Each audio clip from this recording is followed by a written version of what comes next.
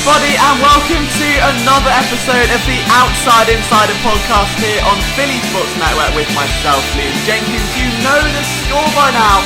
All things Eagles related from the last 7 days wrapped up inside a refillable cup, so you can just...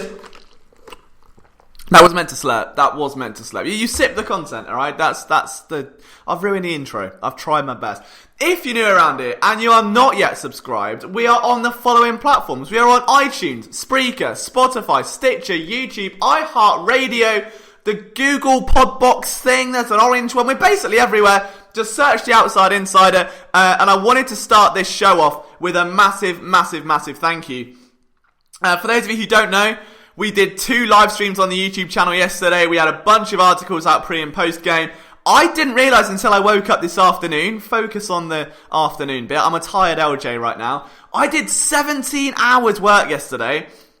Yeah, that was emotional. 17 hours. The game didn't start till 1:20 in the morning my time. By the time I'd finished editing and the streams and all the rest of it, I got home at around 9 a.m. So, very kind of wavy day for me. But we're back and it's what you guys deserve. And the reason I pull those days and I try and give you guys as much content as you can physically consume, I'm just pumping it down your throat. I'm like Jordan Howard. I'm just slamming it over and over again. It's because you guys love it, and it's the best feeling in the world to know that you are the most supportive fan base, that you always want more content, and I'm extremely lucky to be in this position. So if you want to join our community, it would be amazing if you could. We want to spam you with as much Eagles content, much quality Eagles content as we can. But yeah, last night was a thrill ride. We had over like 150 of you at 6 a.m. UK time, it's like 1 a.m. American time, all elated about the Eagles win. And who can blame anyone? Got a new hero, ladies and gentlemen, a hat-trick hero that also begins with H, a Howard hat-trick hero, Jordan Howard. Finally, I've been pounding the table for about a month now, so much so that I've probably hurt my fist in the process, maybe even broken my wrist. Howard exploded, on Thursday night against the Packers. Miles Sanders wasn't a liability. He looked good. And the only reason this all worked is because Doug Peterson finally realised how to best use the ingredients he's got. And this is where the first awful LJ analogy comes in. If you are new to this podcast, a lot of you don't like the fact that I go on these analogies, but these are where the real OGs lie, alright? This is where the meat of this podcast is. I'm a bad cook. For those of you who've been around a while, you've all heard the stories of how things go wrong. Where do we even begin with that? I mean, the last girl I was seeing, she was like, I'm going to go have a shower. I was like, alright, I'll go cook you some noodles. I couldn't work the gas oven. I was trying to light the gas. The gas was coming through. I forgot to turn the oven on. So basically, I was just giving myself carbon monoxide poisoning for fun. But the most prominent, and the one I'm bringing to you today, comes from when LJ was just a child. He had hair just like this. Alright, he was all emo. And he walked into a school classroom and he wanted to cook. Okay, but they were teaching cooking. Everyone in the class was, I think they were cooking spaghetti bolognese. Alright, my favourite, it's not my favourite dish, I can't stand it. It's alright. It's a bang average dish and it's 5 out of 10. And I was running late. I was 15 minutes late. So I come into class. Everyone is learning a demonstration of how to chop up an onion. And I was like, well, if I put all my stuff into a pot and smack the oven up to 150, or that pot, by the time that it cooks, and I come away from that demo, I'd have caught up to everyone else. So I was like, banging, right? Whack it all in. The bolognese, we had the noodle. I just shoved it all into a pot. It was horrifying. It was like a mess. It was off the scene of The Walking Dead. It was terrifying, right? I go and learn this demo from Mr. Shergold. I remember his name. He had curly hair. And out of nowhere, this teaching assistant storms out of the room like a horse in a Kentucky Derby with a towel. And I was like, where's she going? And she comes back in and storms over towards my desk, like my oven, my area, my kitchen area, and there is smoke bellowing out of it. It is horrifying, okay? She then pours it into a sink, and to this day I don't know what is in the sink, but the sink caught fire. A flame erupted from the sink like something out of the Lord of the Rings. It was one of the scariest moments of my life, because I don't know what I put in there. And basically, I had all the ingredients for spaghetti bolognese. I didn't know how to use them. I put them in a pot, I flipped the oven on, and basically almost burnt my classroom to the ground.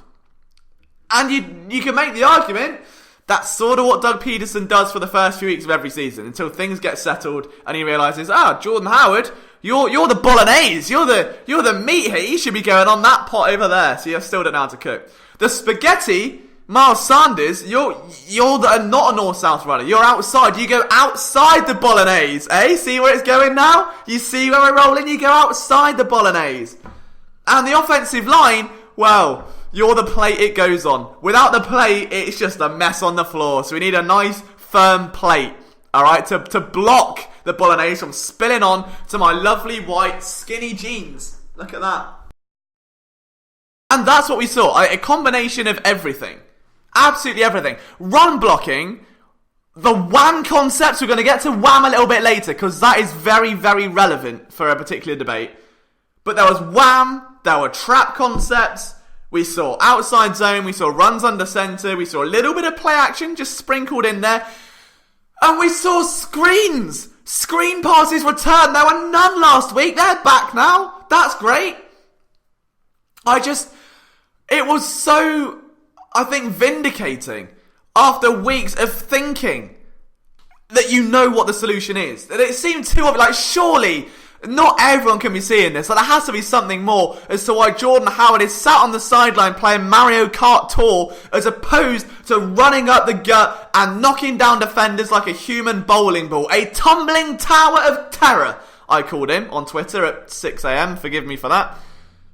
But it wasn't. It was as simple as that. It was just a case of knowing personnel and knowing how to use 12 personnel. And I think the offensive line probably got scolded a little bit from the week before, where, there was that play where they're all over there and Carson Wentz was 10 yards away just playing Sudoku and the offensive linemen weren't really bothered about it. I think that probably played a role. They may have just been given a kick up the arse a little bit and told to pick things up. But what a performance all round. Like, the rushing game, I think a lot of people forget, it's a lot more than just running backs. It's so focused on the tight end blocking, the offensive line blocking, the concept, the patience and the vision. There's so much that goes into a successful run play, especially a slow developing one. And the Eagles just got the right balance. I mean, for crying out loud, they rushed more than they passed, and they were down after the first quarter. They were down. There were times where they held the Packers to 2 field goals. That the red zone defense was incredible. We'll get to that a bit later as well. But my God, the persistence to run the ball. Jordan Howard, 5.8 yards per carry on 15 rushes. This no longer a small sample size, ladies and gentlemen, kiddos at home. This was a bruising performance by a back that just fell forward like a tumbling tower of terror. He was just thumping them over and over again, wearing them down. And you've got Dallas Goedert on wham concepts, just making I can't wait for a film room on that. And do you know what the best part about this as well? Is that now we've got a long break, okay? We've got 10 days. 10 whole days to break down film, to look at the anatomy of this game and work out how the Eagles were able to upset Green Bay. And I think a lot of it stems at the run game. And we couldn't have this discussion without a certain song. If you were in the post-game streams last night, you would have realised that the Clayton Dawson song made a reappearance, much to the dismay and the approval of some others. And I got a tweet this morning from one of our listeners, John Eads, who said, Liam, can you please, for the love of God, replace the Clayton Dawson song with Jordan Howard? And I was like, Jordan Howard? I mean, it works, but I think there's a better way to do this. Because Jordan Howard scored a hat-trick. And as many of you will know, being a Charlton Athletic fan, Lyle Taylor is our striker, hat-trick is a soccer term. I thought, why not marry up a football chant like Clayton Dawson with Conor Gallagher, that was a Charlton thing, to Lyle Taylor and have this throughout the year. And then it dawned on me that I can. So here is the first rough edit live. I've never performed this before. I'm getting a little bit flustered now. Of what will now be the Jordan Howard touchdown song. And the beauty of it is, you can adapt this to any Eagles running back. Right? Bear that in mind. But all I'm saying is, this could be the biggest... I mean, this could go straight to number 1 in the charts. If we play our cards right here, this could be number 1 pickings. Da da da da da da, Jordan Howard! Alright, I'm going to shake up now the next one. Ready? Miles Sanders.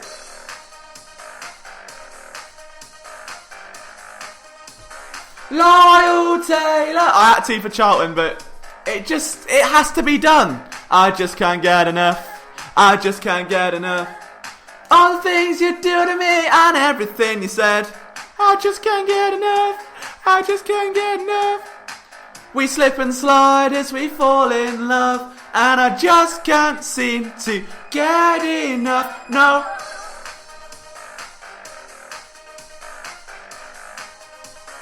Jordan Howard. And there you go. That might just go to number 1. I'm just saying it out there. It might just go to number 1. Alright?